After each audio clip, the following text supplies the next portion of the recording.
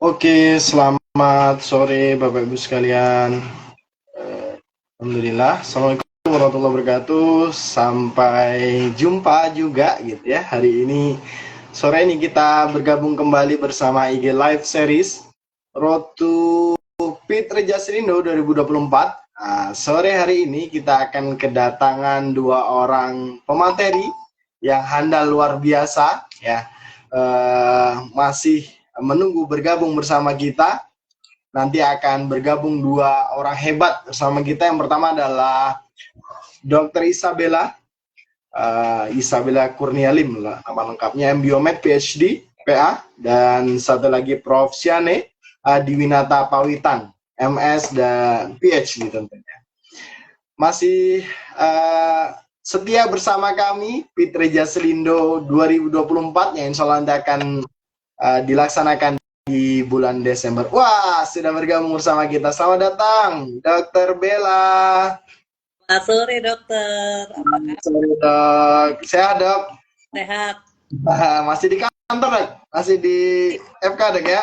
Waduh, setia semangat bersama kita, Dok Ya ya? dok. Alhamdulillah. Kita masih menunggu Prof. Syane ini bergabung bersama kita, Masya Allah. Ya baik. Sehat, Dokter Bella? Ya, sambil kita menunggu ya teman-teman yang sudah bergabung, mungkin pernah bertemu juga Dokter Bella mengisi di live IG yang pertama dulu.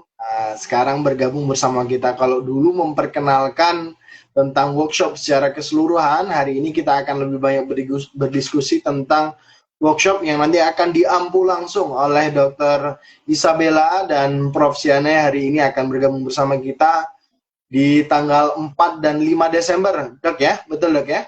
Betul, ya. Baik. Sambil kita menunggu Prof. Siana yang akan bergabung bersama kita, mungkin sambil kita ngobrol santai aja, Dok ya? Ya. Baik.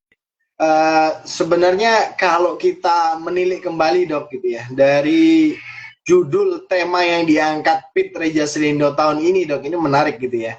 Ada Beyond Stem Cell gitu ya. Where are we? Gitu. Ini kenapa tema ini diangkat, Dok? Dan mungkin sebagai salah satu rangkaian dari workshop dari PIT ini bisa sedikit jelaskan, Dokter Bella, monggo, Dok. Ya, betul. Terima kasih dokter. Jadi sebetulnya untuk stem cell itu merupakan apa ya, suatu teknologi terbaru ya, yang merupakan harapan juga untuk perbaikan kesehatan. Jadi awalnya stem cell itu hanya pengetahuan bahwa oh, tubuh manusia itu ternyata ada stem cell gitu ya, ada sel muda, sel induk yang bisa berdiferensiasi atau berubah menjadi berbagai sel. Nah, dulu juga hanya diketahui seperti itu. Nah, belakangan stem cell ini bisa dikembangkan di luar tubuh, bahkan bisa diproduksi kemudian dengan cara-cara yang memenuhi kualitas, juga diawasi oleh BPOM. Nah, di Indonesia sudah bisa memproduksi sel punca sendiri seperti itu. Nah, kemudian mulai dilakukan uji-uji klinis, merupakan suatu penelitian tentunya untuk terobosan-terobosan untuk mengobati atau meregenerasi ya, perbaikan jaringan atau organ tubuh yang sebelumnya itu mustahil gitu untuk dilakukan. Contoh yang telah mendapatkan persetujuan juga dari Kementerian Kesehatan sebagai terapi standar di bidang ortopedi, yaitu katakanlah dulu kalau misalnya ada patah tulang ya, yang gap ya, misalnya sampai 4 cm, 8 cm bahkan gitu ya, itu sepertinya kok ya sudah tidak mungkin lagi bisa menyambung gitu ya tulangnya. Tetapi dengan teknologi stem cell itu bisa bersambung lagi gitu tulangnya karena tumbuh baru. Terus yang lain seperti adanya osteoartritis gitu ya, keropos tulang itu juga bisa dibantu perbaikannya. Nah, uji-uji klinis yang lain juga seperti kulit ya, estetika, itu untuk anti aging, untuk alopecia, terus kemudian di bidang neurologi, untuk stroke ya, untuk kemudian di di bidang saraf ya, yang melibatkan ortopedi, bedah saraf, juga neurologi, itu misalnya pada cedera saraf tulang belakang, segala itu kan dulu sepertinya kok tidak mungkin banget gitu ya untuk bisa disembuhkan. Nah, ini ada harapan. Belum lagi di bidang-bidang yang lain juga sekarang sedang terus mencoba mencari menelusuri gitu ya potensi dari sel punca itu. Nah, sehingga ini nih yang sedang kita ingin informasikan kepada masyarakat baik ilmiah maupun masyarakat umum juga ya, bahwa Indonesia sudah sampai di mana nih gitu ya perkembangan teknologi ini gitu. Kalah nggak dengan luar negeri seperti itu, dokter? Baik, terima kasih Dokter Bella, luar biasa sekali. Sudah bergabung bersama kita Prof. Syane. Halo Prof. Masih sepertinya sedang proses masuk ya, Prof. Syane. Baik. Terima kasih Dokter Bella. Kita ngobrol-ngobrol santai lagi Dok ya. Jadi kaitannya tadi dengan pertanyaan, terus sudah sampai di mana kita gitu ya, dan apakah kita tertinggal gitu Dok ya. Nah, berbicara tentang itu, kaitannya dengan workshop yang akan dilaksanakan ini Dok. Iya. Sebenarnya kenapa kok menjadi penting gitu? Apa yang menjadi alasan workshop yang khususnya ini? Kita akan mungkin sedikit menjurus yang dilakukan di IMERI nanti Dok, dilaksanakan di IMERI tanggal 4 dan 5 Desember nanti. Kenapa kok ini menjadi penting untuk kita laksanakan Dokter? Baik, jadi workshop yang akan kita adakan ya sebetulnya secara keseluruhan itu dari basic sampai ke aplikasinya atau klinis. Nah, pada tanggal 5 nanti itu secara paralel ya, itu akan ada workshop-workshop di aplikasi klinis begitu. Nah, tetapi untuk masuk mengerti tentang aplikasi klinis tentunya perlu basic ya. Nah, sehingga untuk tanggal 4 dan 5 kami berikan yang tanggal 4 itu dari A sampai Z-nya. Jadi semua tentang basic stem cell itu apa, bagaimana cara pembuatannya, packaging-nya, bagaimana kualitas kontrolnya. Nah, itu semua kita bahas tuntas di tanggal 4 gitu. Nah, sedangkan yang tanggal 5 karena nanti sebagian yang dokter-dokter ya spesialis seperti itu atau dokter umum ingin masuk ke aplikasi klinis bisa mengikuti workshop yang aplikasi klinis. Nah, sedangkan teman-teman yang ingin belajar langsung bagaimana produksi stem cell gitu ya di laboratorium, itu kita adakan workshop seharian full untuk bisa hands on sendiri di cluster SCTE, IMERI. Jadi itu yang kita coba berikan sehingga masyarakat ya baik ilmiah bukan hanya dokter saja, non dokter juga bisa, semua peneliti, pemerhati ya yang bidang stem cell punya seperti itu dokter.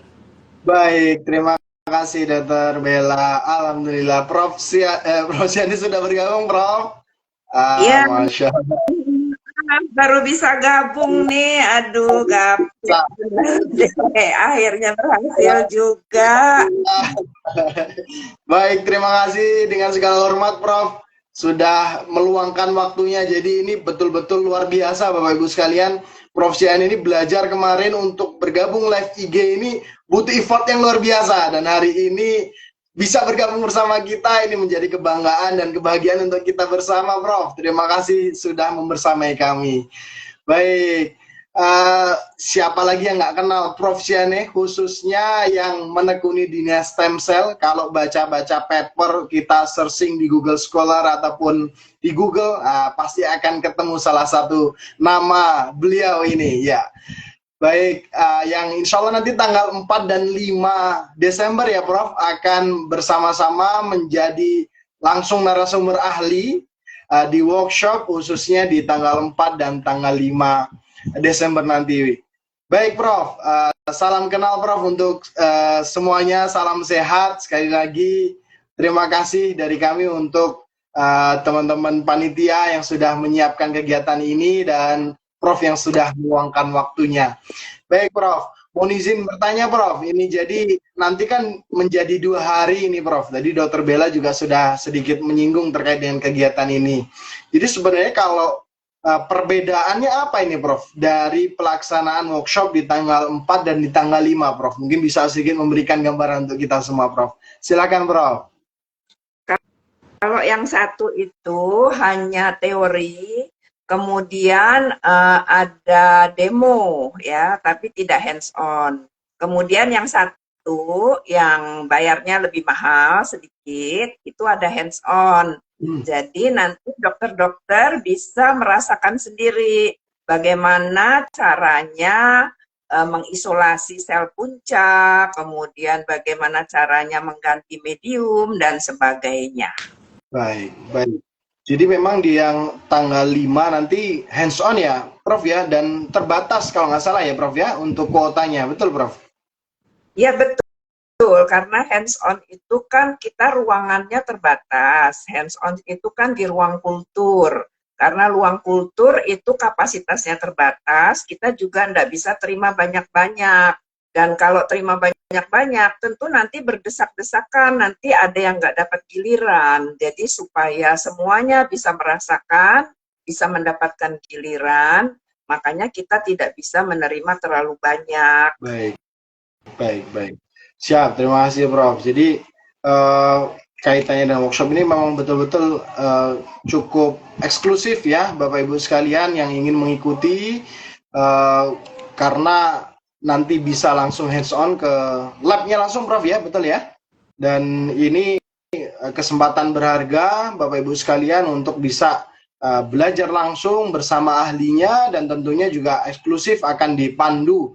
Dan ini bisa diikuti oleh siapa saja nih? Mungkin Dokter Bella bisa menerangkan Dok, yang bisa diikuti apakah profesional ataupun sekaligus manfaatnya mungkin Dokter Bella. Apakah ini nanti ada follow up untuk bisa kita bantu buka di rumah sakit masing-masing atau seperti apa? Mungkin Dokter Bella mohon arahan Dok. Baik, untuk yang introduction untuk basic mesenchymal stem cell itu sebetulnya bisa diikuti oleh siapa saja, dalam artian dokter ya, dokter yang tertarik pada stem cell, kemudian dokter umum, dokter spesialis, kemudian non dokter misalnya peneliti, mahasiswa.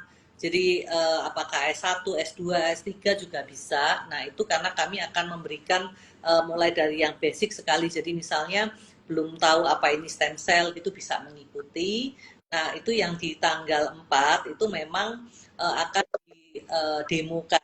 Jadi akan ada semacam dulu pemberian ilmu dasarnya, kemudian ditunjukkan untuk demonya. Nah itu tentunya akan berputar di laboratoriumnya sampai diberikan gambaran pemahaman bagaimana stem cell itu bisa dikemas ya, kemudian bagaimana quality controlnya, seperti supaya bagi dokter-dokter yang menggunakan katakanlah produk stem cell itu bisa yakin bahwa produk yang dibuat itu betul-betul sudah memenuhi standar kualitas produk steril yang diakui oleh BPOM, seperti itu.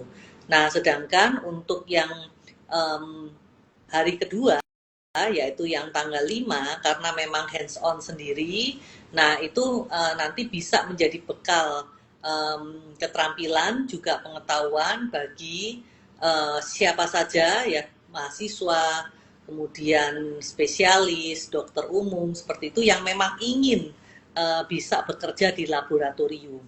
Memang sih sangat terbatas ya, 12 orang kalau tidak salah. Nah itu semuanya nanti bisa hands on, bisa memegang itu tali pusat itu bagaimana cara memotongnya, mencacahnya sampai bisa menjadi stem cell, seperti itu dokter. Nah tentunya manfaatnya sangat besar ya untuk katakanlah yang untuk aplikasi dokter yang akan menggunakan, katakanlah bisa yakin gitu, oh ternyata stem cell tuh ini loh barangnya, seperti itu. Nah, sedangkan untuk yang peneliti misalnya akan memulai penelitian di bidang stem cell misalnya, bisa mengerti oh aplikasinya seperti ini, sehingga mungkin bisa merencanakan penelitian ke depan kedepannya mau bagaimana, atau untuk karir misalnya saya ingin berkarir di sebagai peneliti gitu ya. Nah, sedangkan untuk yang hands on-nya bisa, karena kita akan memberikan sertifikat juga, itu bisa menjadi katakanlah bekal ya, dasar kalau misalnya nanti akan lanjut melaksanakan penelitian di suatu laboratorium, bisa menunjukkan itu, oh pernah belajar seperti itu. Baik, siap. Terima kasih Dokter Bella. Baik, mungkin kita akan beralih ke Prof. Sian ya. Prof, mohon izin bertanya nih Prof. Ini banyak sekali istilah-istilah di dunia stem cell gitu ya. Mungkin barangkali yang baru belajar, baru mempelajari banyak istilah begitu Prof.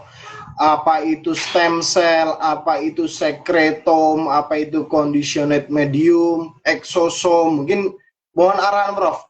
Mungkin agar sedikit lebih terang dunia per stem cellan ini Prof. Silakan Prof. Oke, baiklah. Kalau yang dimaksud stem cell itu selnya sendiri ya. Jadi stem cell itu adalah sel punca yang punya kemampuan bisa berproliferasi. Bisa berproliferasi itu pertama, kemudian bisa berdiferensiasi untuk menjadi sel lain yang dibutuhkan oleh tubuh kita, sehingga dia bisa menggantikan sel yang rusak atau mati. Itu adalah selnya, ya, sel punca atau stem cell, bahasa Indonesianya sel punca. Nah, sel punca ini kalau diberikan kepada pasien, dia bisa pergi ke tempat yang memang dibutuhkan, ya, dia homing. Tapi bisa jadi dia nyangkut, dia nggak pergi ke tempat yang dibutuhkan.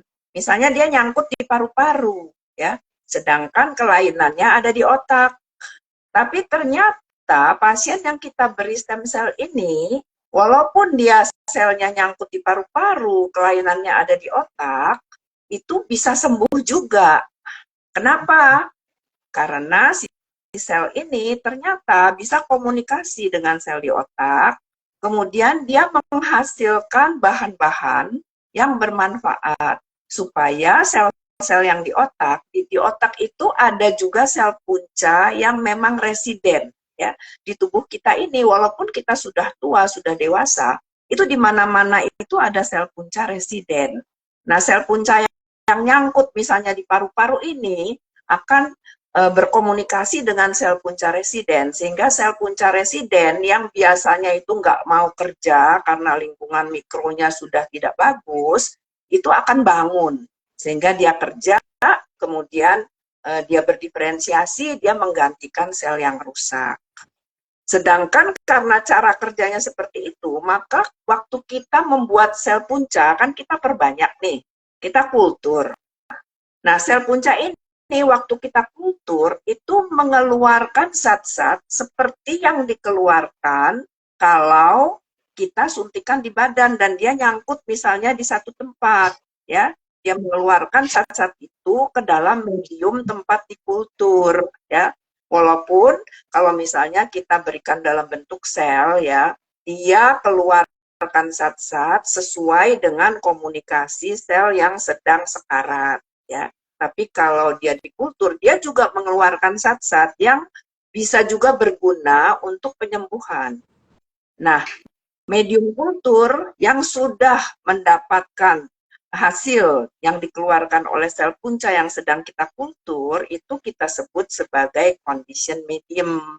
Nah, condition medium ini bisa kita gunakan untuk terapi juga, menggantikan selnya itu sendiri. Jadi kita bisa berikan sel, kita bisa berikan medium hasil kita mengkultur sel tersebut yang disebut condition medium. Nah, condition medium kadang-kadang disebut juga dengan nama lain, metabolit atau sekretom.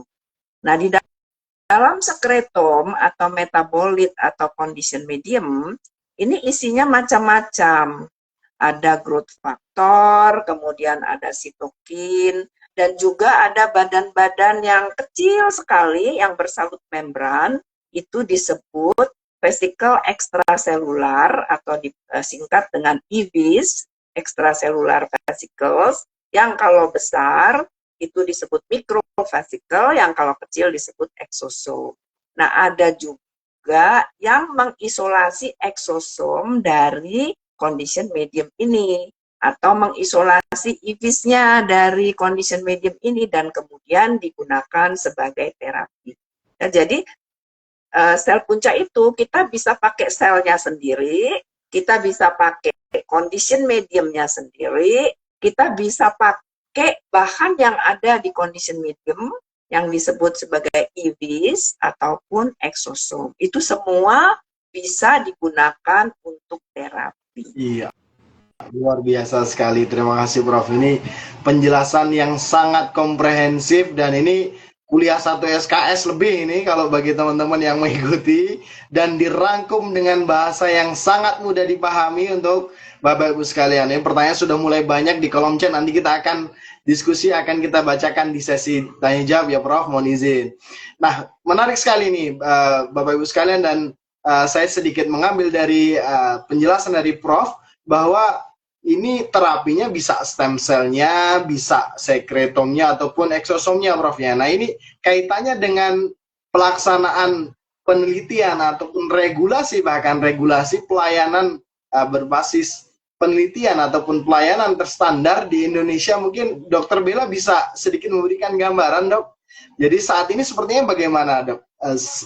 Pelaksanaan tadi pelayanan kaitannya dengan penggunaan stem cell-nya ataupun sekretomnya ataupun eksosomnya tadi, Dokter Bella, mohon untuk penerangan, Dok. Baik, terima kasih. Jadi untuk penyakit-penyakit yang sudah tercatat ya, jadi terapi stem cell-nya sudah menjadi standar dan diakui dan sudah ditetapkan oleh Kemenkes di bidang ortopedi, itu maka bisa dilakukan ya terapi seperti pengobatan standar yang lain.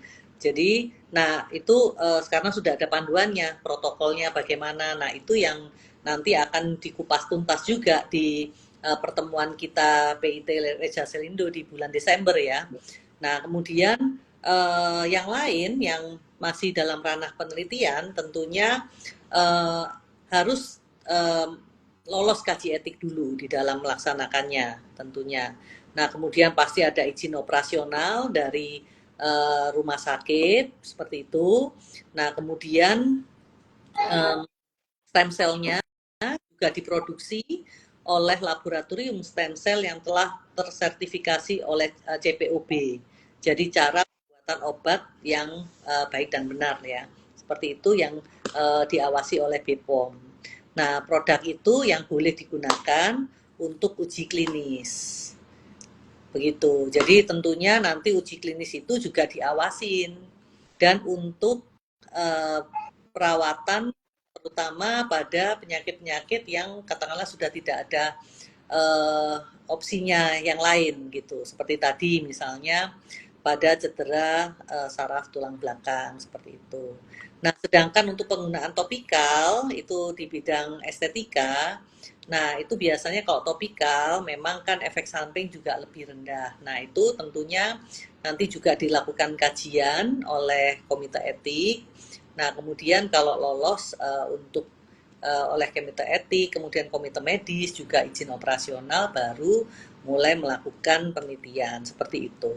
Baik, terima kasih Dokter Bella. Jadi memang sangat luar biasa sekali ya penelitian stem cell ini berkembang ya Dok ya, dan hari ini sudah ada yang terstandarisasi dan ada juga yang memang masih dalam uji klinis begitu ya Dokter Bella ya.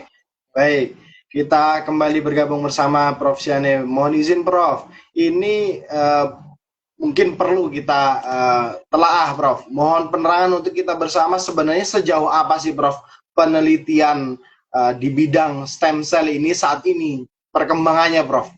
Mungkin bisa diberikan kepada kami semua, apakah memang hanya baru terbatas uji-uji saja gitu ya, dan yang sudah paling maju itu di mana Prof? Mohon penerangan Prof. Ya, terima kasih pertanyaannya. Penelitian tentang stem cell ini ada sangat-sangat banyak sekali, baik di Indonesia maupun di luar negeri. Ya, berbagai penyakit itu sudah dicoba menggunakan stem cell. Ada yang hasilnya baik, ada yang hasilnya kurang baik. Ada yang mula-mula baik, diulang hasilnya tidak baik. Nah, kemudian untuk kita mendapatkan bukti, itu memang kita harus lewat uji-uji klinik. Jadi pertama fase 1 dulu, melihat keamanan sel punca itu aman atau tidak untuk diberikan. Kemudian untuk penyakit apa dia itu akan berguna. Ambillah contoh, misalnya kita pernah memberikan sel punca untuk COVID-19 derajat berat, ya, dan itu hasilnya lebih baik dibandingkan dengan placebo, ya.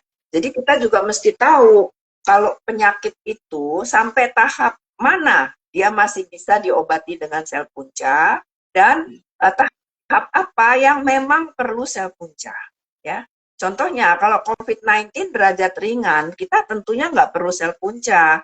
Nggak usah dikasih sel punca juga, dengan pengobatan biasa dia akan sembuh. Jadi nanti kalau kita bandingkan, kita uji klinik, ini dikasih sel punca, yang ini dikasih terapi standar, misalnya ya, dua-duanya akan sembuh, akan tidak ada perbedaan.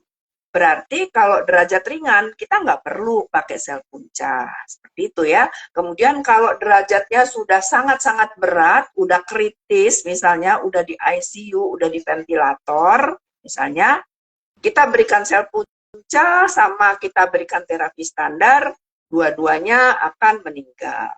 Berarti nanti tidak ada perbedaan bermakna dibandingkan dengan terapi standar atau placebo.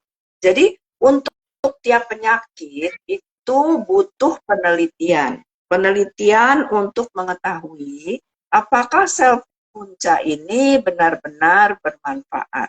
Maksudnya bermanfaat, kita juga harus tahu bermanfaat untuk tahap penyakit yang seperti apa. Misalnya OA, osteoartritis. Tahap mana yang bisa diobati dengan sel punca? Nah, ini semua butuh penelitian. Dan penelitian itu bisa saja bukan hanya satu kali, bisa berkali-kali. Kalau sudah banyak penelitian, itu bisa dilakukan yang namanya systematic review dan meta-analisis. Nah, inilah bukti tertinggi, ya. Kalau systematic review dan meta-analisis sudah mengatakan bahwa memang berguna untuk penyakit A dalam tahap apa, nah barulah kita boleh percaya bahwa sel punca itu memang bermanfaat, ya. Jadi apabila baru 1 atau 2 penelitian, sebenarnya buktinya itu belum cukup. Ada banyak sekali penyakit yang memang bukti-buktinya masih perlu bukti lebih banyak, ya, karena itu masih butuh penelitian-penelitian lebih banyak. Kemudian sel punca itu juga kualitasnya macam-macam, ya. Jadi tergantung dia diproduksinya seperti apa, isolasinya bagaimana, cara produksinya bagaimana, dilakukannya di lab yang seperti apa, apakah CGMP ataukah bukan, ya, apakah menggunakan bahan-bahan yang CGMP grade ataukah bukan, ya. Jadi kualitasnya juga berbeda-beda. Karena itu untuk setiap sel punca, misalnya produk dari misalnya dari laboratorium A dengan produk dari laboratorium B, kalau yang laboratorium A misalnya diuji untuk penyakit A bagus, produk dari yang B belum tentu bagus, harus diuji lagi. Karena nggak bisa pukul rata, ya, karena kualitas sel punca itu juga berbeda-beda. Jadi setiap center itu harus melakukan penelitiannya sendiri, mendapatkan buktinya sendiri.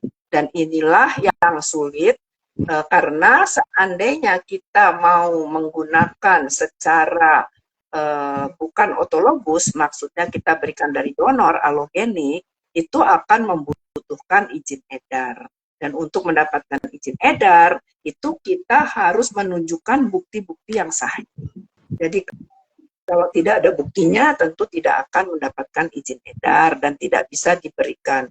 Kemudian untuk mendapatkan standar layanan, itu juga harus ada buktinya. Kalau enggak, kolegium tentu tidak akan menerbitkan standar layanan, dan Kemenkes juga tidak akan menyetujui standar layanan tersebut. Jadi memang sel punca ini memang menjanjikan. Kemungkinan bisa untuk banyak sekali ragam penyakit.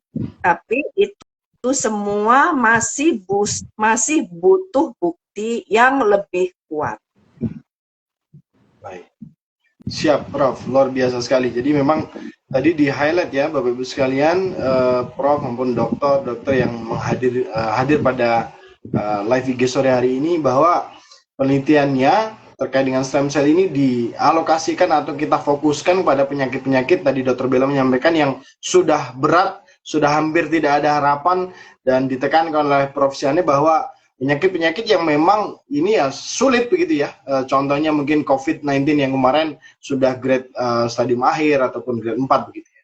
Baik, terima kasih Prof Siane atas penerangannya. Jadi Bapak-Ibu sekalian, nanti kita akan sama-sama belajar di rangkaian PIT Workshop PIT Reja Selindo yang salah satunya adalah workshop yang akan dilaksanakan di IMERI nanti tanggal 4 dan tanggal 5 Desember, dan untuk rangkaian PIT-nya secara umum nanti ada tanggal 30 November di Surabaya juga ada, lalu tanggal 6 dan 7-nya nanti akan ada simposium di Jakarta. Baik, kita kembali lagi bersama Dr. Bella. Mohon izin Dok, ini mungkin banyak sekali pertanyaan-pertanyaan yang hadir, mungkin calon peserta workshop nanti, tentang bagaimana sebenarnya kalau kita nanti setelah belajar ini Dok gitu ya, kan untuk mencapai laboratorium yang terstandar tadi cukup panjang juga prosesnya begitu ya Prof Siane menyampaikan, dan tentunya lab yang ada di IMERI ini sudah terstandar, dan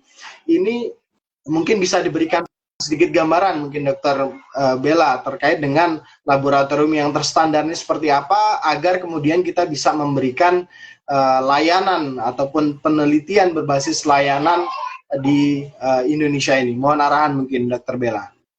Baik, terima kasih atas pertanyaannya. Mungkin sebelumnya saya informasikan terlebih dahulu akan adanya 2 laboratorium ya, dokter, di FKUI RSCM. Jadi yang di laboratorium yang di IMERI yaitu Stem Cell and Tissue Engineering, IMERI FKUI, merupakan laboratorium untuk biomedis. Jadi tahap praklinis.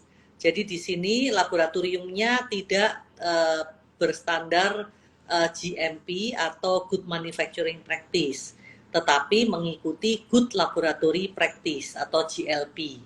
Bedanya adalah kalau untuk penelitian di preklinis atau di bidang biomedis untuk katakanlah optimasi metode, kemudian baru pengembangan awal, uji pada hewan coba, itu dilakukan di SCTE, IMERI, FKUI. Nah, sedangkan untuk yang produksi itu dikerjakan di laboratorium yang terstandar GMP, jadi CGMP, Good Manufacturing Practice, yang sudah tersertifikasi CPOB oleh BPOM, itu di RSCM. Jadi di gedung CS2 lantai 5 di RSCM Jalan Diponegoro nomor 71. Nah, untuk peserta workshop itu akan menggunakan laboratorium yang berstandar GLP.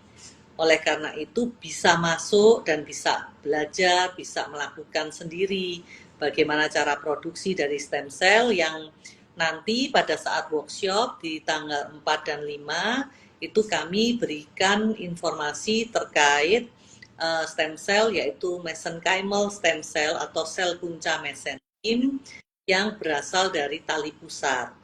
Begitu, karena kan sel punca macamnya banyak ya. Nah, itu yang sudah produksinya sudah terstandar, dalam artian sudah masuk ke tahap produksi di RSCM.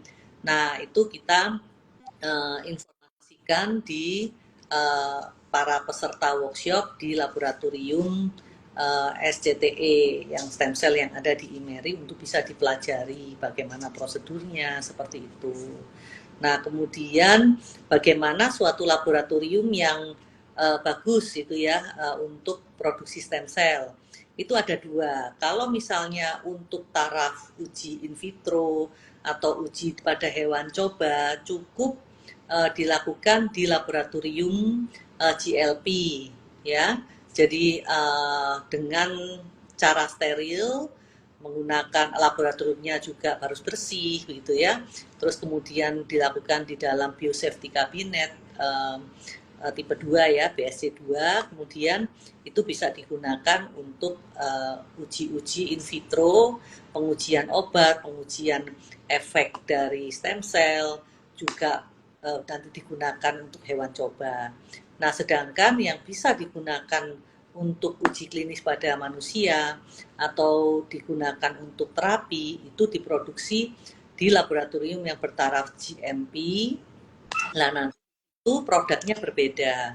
Karena nanti kalau yang GMP tentunya merupakan suatu produk steril yang tentunya bebas dari bakteri, bebas dari jamur, endotoksin, mikoplasma, dan memenuhi persyaratan kualitas sebuah sel punca. Seperti itu, dokter. Siap, terima kasih Dokter Bella, luar biasa sekali. Jadi lengkap sekali ya, nanti akan belajar lebih detail lagi untuk teman-teman yang ingin belajar terkait dengan produksi khususnya mesenchymal stem cell. Baik, kita mungkin akan beralih ke pertanyaan-pertanyaan yang sudah masuk ke kolom komentar, Dok, Prof, mohon izin. Ini pertanyaan dari yang pertama, @atikah SBN, mungkin dokter ini sebenarnya mohon izin, Prof, Dok, izin bertanya, kualitas stem cell yang baik itu seperti apa ya?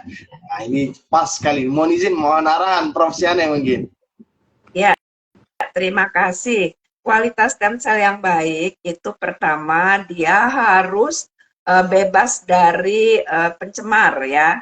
Jadi kita biasanya akan uji yaitu bebas dari bakteri gram positif, bakteri gram negatif, kemudian bebas jamur, bebas sebagainya, mikoplasma kita juga tes, kemudian kita uji endotoksinnya, kemudian kita lihat kualitasnya. Ya, nah kualitas sel punca itu dia harus memenuhi syarat minimal dari ISCT kalau untuk yang mesenchymal.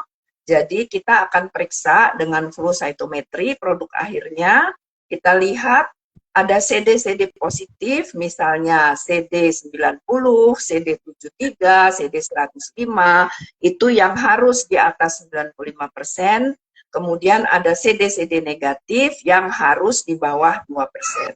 Kemudian kita juga harus uji kemampuan diferensiasinya. Dia harus bisa berdiferensiasi minimal menjadi 3 galur, yaitu galur adiposit, galur kondrosit, dan galur osteosit. Itu adalah kriteria minimal yang ditentukan oleh ISCT, ya, International Cell Therapy, Cell Engine Therapy, International Society of Cell Engine Therapy, ya, ISCT. Kemudian ada juga syarat-syarat lain yang kemungkinan bisa diujikan sesuai dengan kebutuhan yang dibutuhkan oleh penyakit.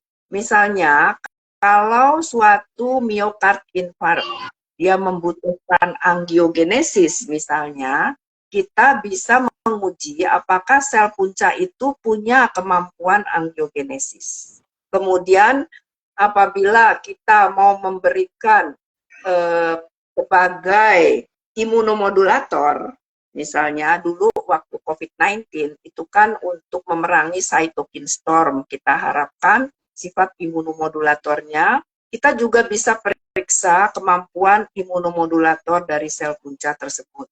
Jadi ada uji-uji tambahan yang bisa kita tambahkan selain dari syarat ISCT itu sendiri. Kemudian kalau di di IPT itu kita juga periksa karyotipnya menggunakan comparative genomic hybridization. Kita yakinkan bahwa tidak ada kemungkinan terjadinya tumorigenesis. Luar biasa. Ini 2 SKS lagi nambah, Prof. Ya, terima kasih Prof Siane, luar biasa sekali. Pertanyaan selanjutnya sudah masuk adalah dari Ed Tasyah. dokter sepertinya. Dokter, berarti sebetulnya di tubuh kita ini sudah ada stem cell-nya ya, Dok? Lalu kenapa perlu diterapi stem cell, Dok? Wah, ini menarik sekali pertanyaan ini. Mohon mungkin Dokter Bella, mau silakan, Dok. Pertanyaannya berat ini, Dok. Silakan. Di dalam kita itu sudah ada stem cell, makanya kalau dalam kondisi normal, kondisi penyakitnya ringan gitu ya, kemudian itu bisa recovery dengan pengobatan yang standar ada gitu, bisa recovery. Ya. Tetapi kondisi katakanlah penyakit degeneratif ya, terus kemudian apa namanya seperti tadi yang saya sampaikan, tulang gagal tumbuh, misalnya ada gap di tulang paha misalnya, itu ada 8 cm, lah itu 8 cm-nya bagaimana itu caranya gitu, masa selnya loncat gitu dari ujung sini loncat gitu kan nggak mungkin ya. Nah biasanya itu kita gunakan teknologi stem cell sehingga apa namanya di gap yang tidak ada tulangnya itu yang sudah dikerjakan juga di sini diberikan scaffold ya, jadi suatu kerangka. Nah, kemudian diberikan taburan sel di situ. Nah, baru nanti selnya bisa tumbuh dan berdiferensiasi menjadi sel tulang seperti itu. Sehingga bisa tumbuh. Nah, kemudian juga sama seperti perang. Perang itu kalau misalnya musuh dengan apa prajuritnya banyaknya bisa ya menang ya. Nah, ini ternyata musuhnya lebih banyak daripada apa namanya polisinya gitu ya. Jadi katakanlah maksud saya kan ya itu lebih banyak sekali, misalnya kayak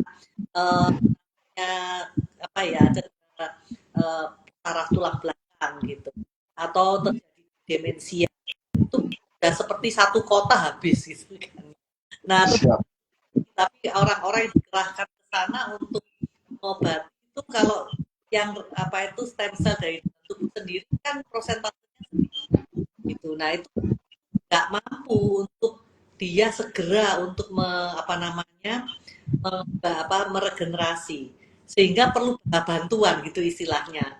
Makanya seperti misalnya ada apa kata tsunami gitu ya di Aceh dulu gitu kan ya, wah itu bala bantuan semua dari mana-mana. Nah itu gampangannya seperti itu dokter. Jadi bantuan dari luar itu nanti apa pemulihannya gitu, seperti itu.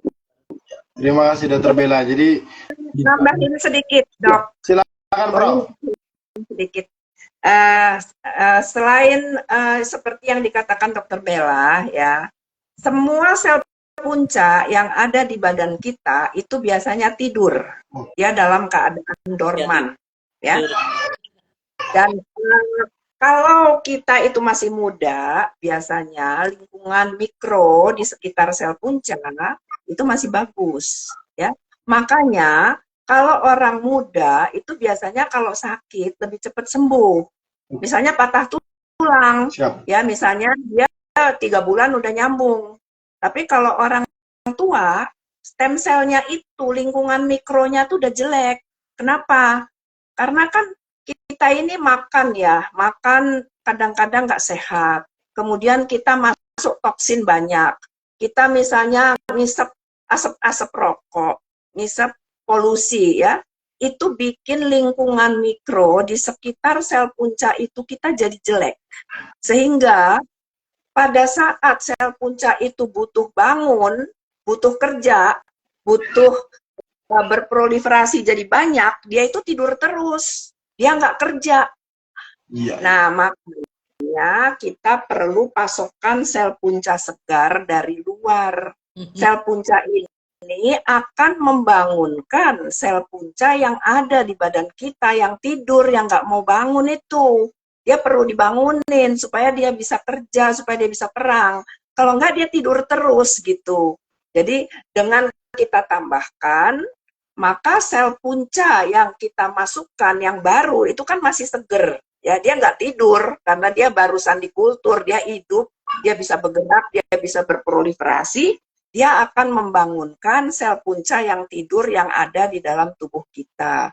Dan dia juga akan mengeluarkan faktor-faktor yang bikin lingkungan mikro dari sel punca pada orang tua yang sudah jelek itu menjadi bagus kembali. Sehingga sel punca yang tidur itu akan bisa bangun dan akan bisa bekerja dengan semestinya. Luar biasa sekali, ini saling melengkapi memang kalau tim ini seperti ini ya. Baik dok, terima kasih Prof dan Dokter Bella ini semoga sangat mencerahkan ya bagi yang bertanya ini. Jadi bukan cuman membantu mengganti tetapi juga bantu bangunin nih. Jangan tidur terus gitu ya. Baik, menarik sekali, terima kasih Prof. Ini kita lanjut ke pertanyaan selanjutnya dari @enomartina. Pada kondisi apa yang membedakan pemakaian sel, eksosom, dan conditioned medium? Nah ini mungkin mungkin Prof dulu atau Dokter Bella dulu, mau silahkan.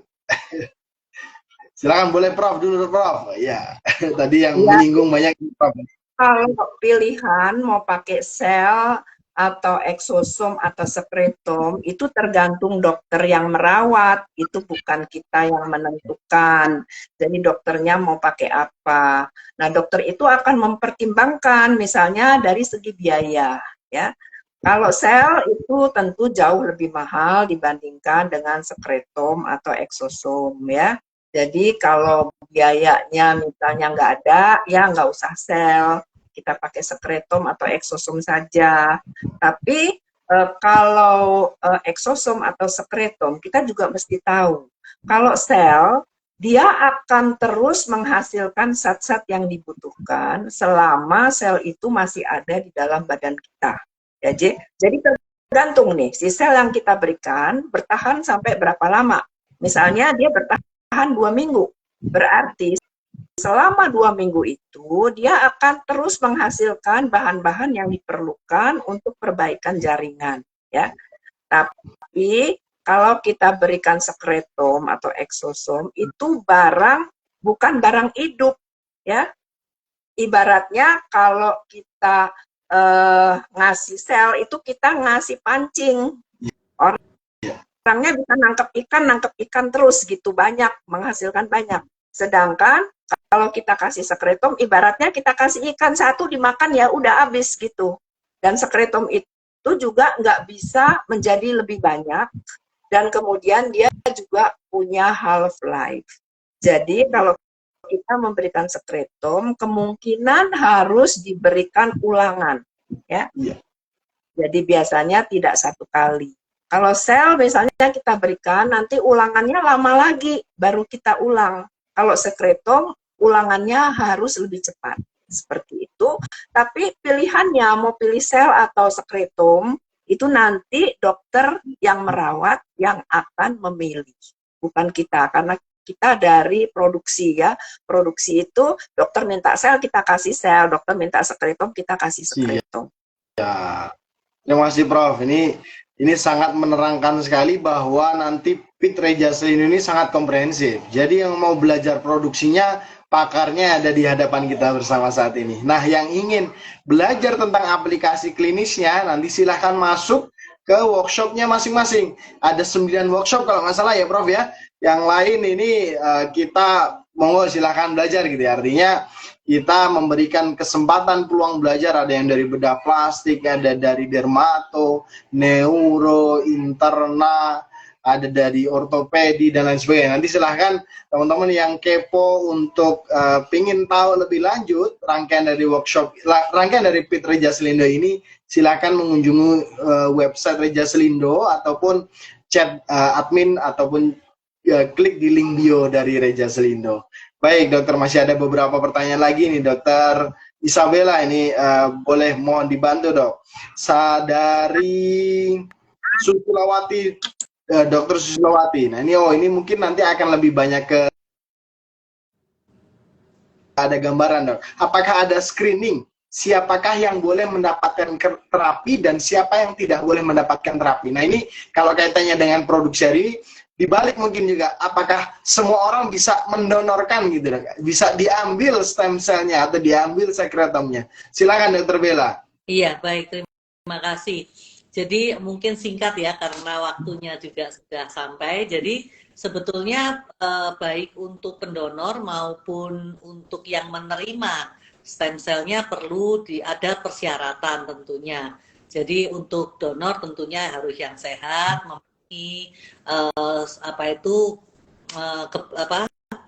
tidak tidak menderita penyakit ya yang ditentukan oleh Kemenkes untuk screeningnya seperti katakanlah hepatitis B, HIV gitu ya, hepatitis C, sipilis dan yang lain-lain dah gitu ya.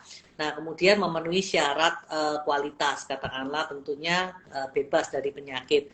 Sedangkan untuk penerima selnya tentunya pertama yaitu kalau masih anak-anak masih remaja dan penyakitnya merupakan suatu penyakit yang ringan, sedang dan bisa dengan terapi standar juga cukup, itu tidak memerlukan stem cell. Kecuali untuk penyakit-penyakit yang sudah tidak ada harapan ya, penyakit degeneratif seperti itu.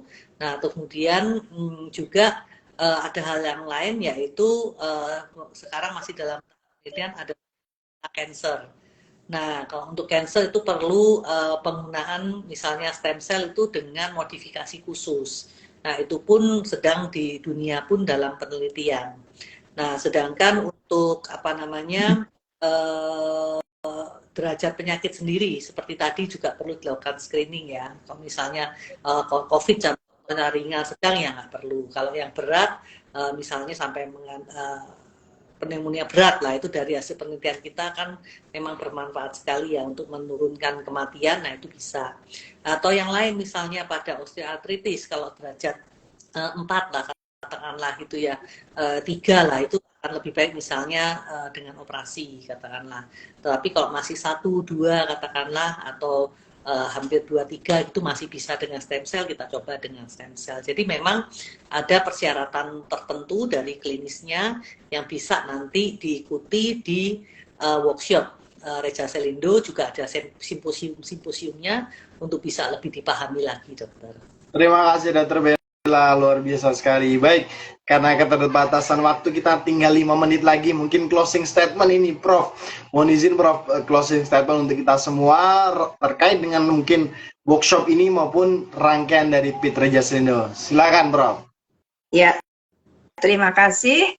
Terapi menggunakan sel punca ini sebenarnya masih butuh bukti yang lebih banyak, sehingga kita nanti bisa melakukan systematic review dan meta-analisis untuk betul-betul melihat apakah sel punca itu betul-betul bermanfaat untuk suatu keadaan, dan kalau dia bermanfaat, sejauh separah apa keadaannya, dan itu baru bisa kita ambil kesimpulan. Dan kemudian kalau sudah ada bukti yang kuat, kemudian bisa dibuat suatu standar terapi sehingga nantinya tidak harus dilakukan menurut pelayanan riset berdasarkan penelitian berdasarkan pelayanan, tapi bisa dilakukan layanan komersial yang bisa dilakukan di tempat-tempat yang lebih luas selain di rumah sakit yang tertentu. Siap, terima kasih Prof. Baik, Dokter Bella mungkin ada closing statement sedikit Dok, monggo silakan. Ya.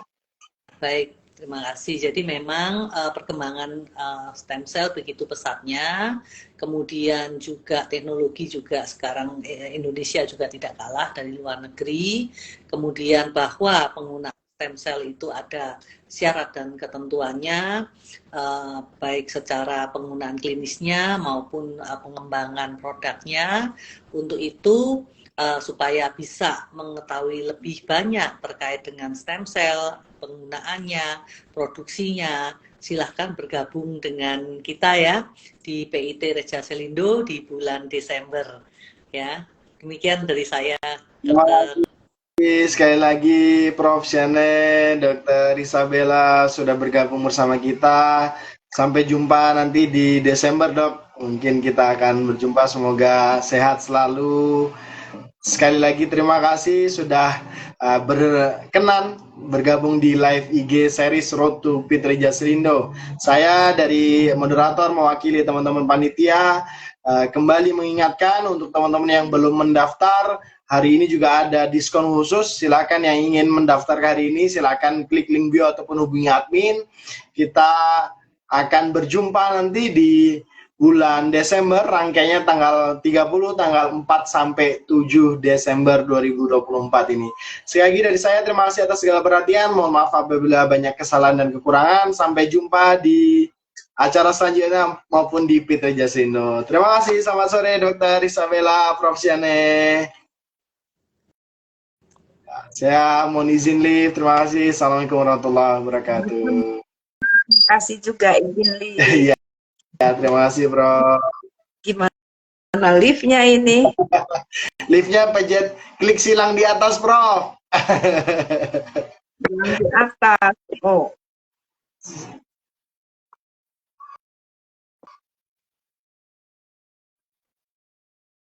Terima kasih, sampai jumpa.